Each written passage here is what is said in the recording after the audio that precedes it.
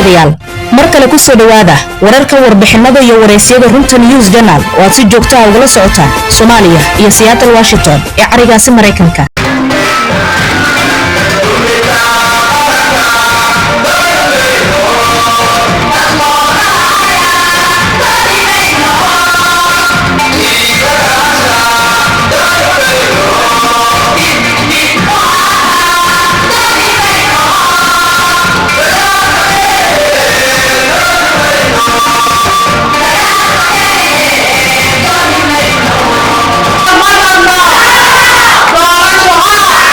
hooyooyinka ummadda Soomaaliyeed waxaan nahay hooyooyinkii dalka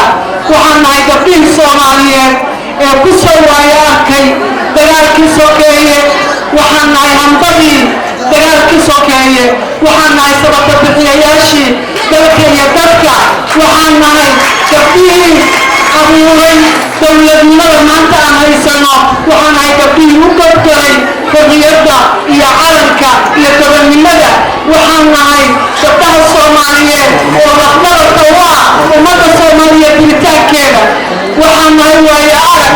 waxaan nahay hooyooyin barakacay hooyooyin qaxooti noqday hooyooyin abuurtooda ay baahi u leedeen kuwa awlaadda looga dilay kuwa ayaga laftigooda la qaxiyey oo ku dhintay dhibaatadii dagaalka sokeeye waxaan nahay kuwa had iyo jeer dhibka u horeeya oo aan raaxaysan oo aan guriga ku nasan oo bannaanka u taagan inay hooyooyinka dadka ay hooyada u yihiin ay badbaadiyaan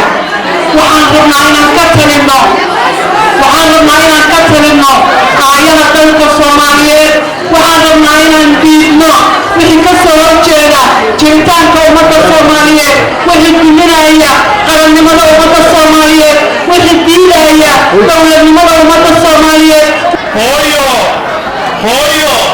horay u soo kuftay horay u soo qaxday horay asay u qaaday horay u ilmaysay horay adoon u korisay way dadaashay way samirtay rajay qabtaa iftiin bay aragtaa dharkana uma baahna wadnaha ma siin karto uurkana ma siin karto inay mar labaad qaxdo inay mar labaad oydo aad iyo aad ayaan horta ugu faraxsanahay isku soo bixina aad ugu soo baxdeen badbaadada dalkan maanta meel fiican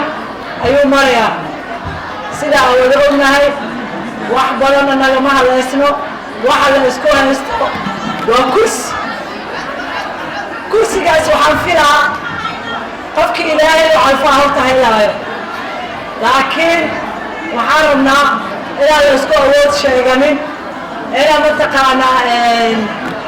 awood isticmaalin middaho hala soo baxo dagaalaan diyaar u nahay madaxweynaha waqtigiisa dhammaado filla Soomaaliya ha ka soo baxo madaxweyne kasta oo waqtigiisa dhammaado ilaa xilka uu ku wareejiyo wuu fadhin jiray filla Soomaaliya maalinta uu xilka wareejiyana wuu ka bixi jiray doorasho Soomaalinimo